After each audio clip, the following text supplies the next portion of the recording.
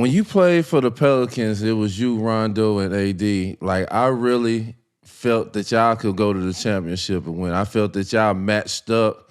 Like, couldn't nobody match up with y'all. Like it was a problem. Like, I can go on this side and give it to you. I can go on the other side and give it to AD. I can screen and roll. You and AD space the floor. I had y'all winning the championship that year, like no doubt. Like I was Right. butt hurt when you got hurt that season. What clicked for y'all? I feel like y'all would have gave everybody problems because nobody could match up with y'all, and y'all was dominant defensively and offensively. Y'all had a floor general in Rondo, and y'all had two of the most unstoppable players in the league. Did you feel this? Did you feel that way that y'all was gonna really make some noise that year in the playoffs? Absolutely. And I think that entire team felt that way. And, it was a perfect mixture of guys. And when I say that, it took a guy like Rondo, one of the most unselfish guys to ever play the game. On top of him just being brilliant, and we all know how smart he is. It's been talked about time and time again. So besides that, he's one of the most unselfish guys to play the game. He understands the game fully. So that dynamic, having a guy like Alvin Gentry as our coach. That was our first coach, Al, man. Super Okay, guys. You know how Alvin okay, guys. open-minded. Let's get it together. Yeah, let's go. Yeah, open-minded. He lets you play freely. Like, it's almost like, it's like organized pickup, like when it comes to his style of play. But it brings out the best in every guy on the floor. So, that combination and him just allowing us to really tap into our games. And then on top of that was Jrue Holiday. I mean, we see what he just did for the Celtics this year. He's always been that type of guy. One of the most underrated players to come through this league. The ultimate team guy, the ultimate teammate, one of the best perimeter defenders I've ever seen. Just the pride and the way he embraces the defensive side of the floor, you don't see that from a lot of guys. Yeah. And on top of that, he gonna come down on the other end and give you a bucket. Like, you know what I mean? Yeah. So, just that combination of guys was perfect. So, yeah.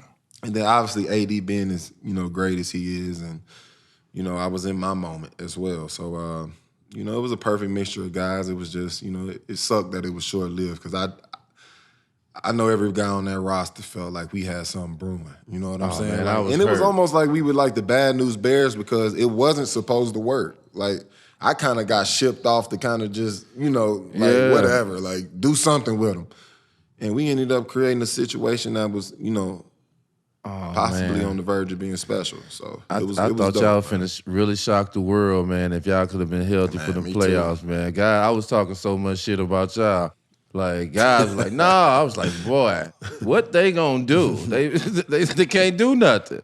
There's You had to nothing pick they your can do. poison, bro. You had to pick your Yeah, poison. How was it just seeing, you so dominating in what you do? You versatile, you in and out, you can do both.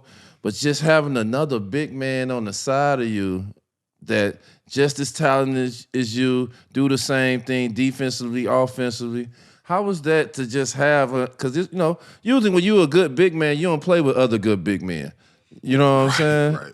So how was that to I would finally say have that. a big guy with you that like, man, y'all rock together and y'all compliment each other? Outside of playing for Golden State, that was the easiest basketball I played.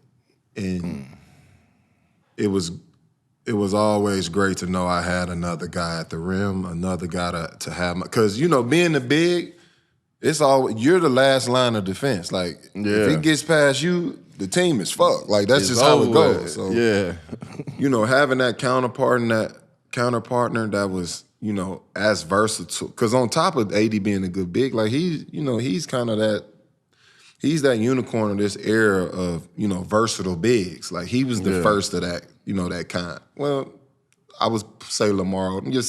Anyway. Yeah.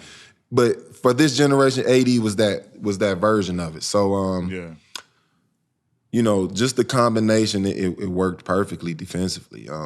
He could cover up a lot of my mistakes and my flaws, and it was vice versa. When we would have to have, the bigger bigs or the more physical bigs, that was more my matchup compared to the guys that could move. So it was always a night where, either I was taking a little responsibility from him and vice versa. Yeah. So it was the perfect combination. And like I said, that was the easiest basketball I played.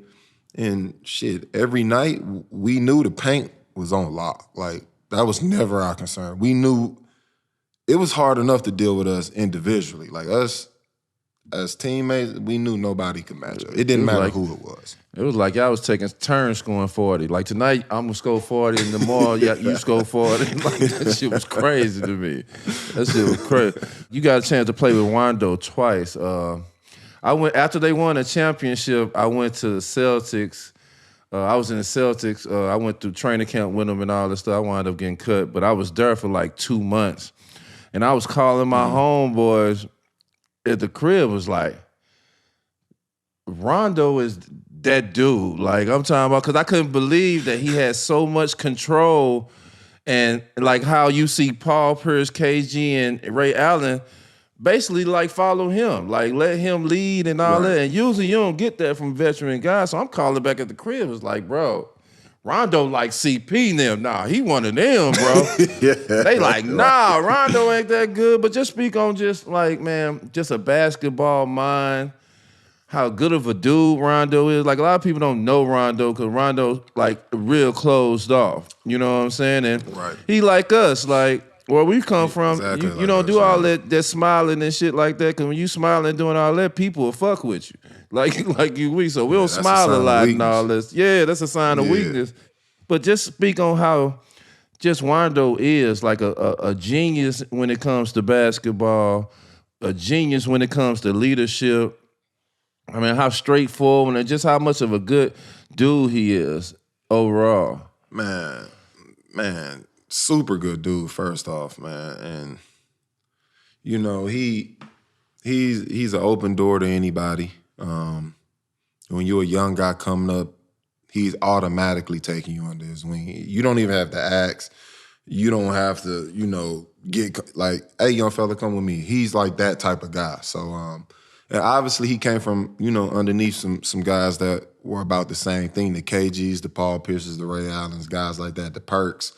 So he came from a good OG tree, especially we all know what KG was to the culture. You know what I mean? So he comes up from under that wing, and I feel like once you kind of get embraced with that, I call it kind of like a bloodline. I feel like I'm underneath the KG bloodline.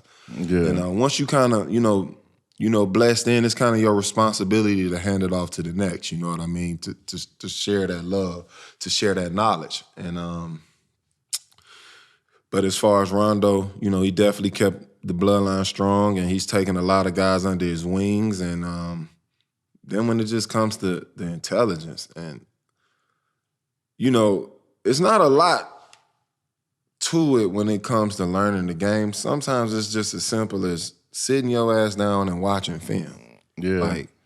And it takes a guy like Rondo to just break it down and help you understand, like, it ain't about necessarily going to the gym and shooting 3,000 shots. Like, you can go shoot 3,000 shots, make all 3,000, and get in the game, and those same 3,000 you shot are bad shots. Yeah. Because you don't realize from watching film or breaking down, the small things in the game that, you know what I'm saying, those are bad shots or where my good shots are. Like, it's more to it than just taking shots and making them, you know what I mean? So adding that layer to the game for you, breaking the game down to, like I said, more about details. And, once you kind of get that mental part of the game down, that's when you really, really take that next step in your development and the way you produce on a nightly basis. So he unlocked that for me, and he's done it for, many others. And I can talk all day about the brilliant shit this dude do. Like, straight up. And just him being on your roster, he don't even have to play. What he did for the Lakers, bro, is crazy. The dude barely played. Like, he was still the third best player on the team. He was an extension of the coach too, though. Bro, how important that is. It's crazy the way he impacts the team. So definitely one of the most powerful minds that come through this game, for sure.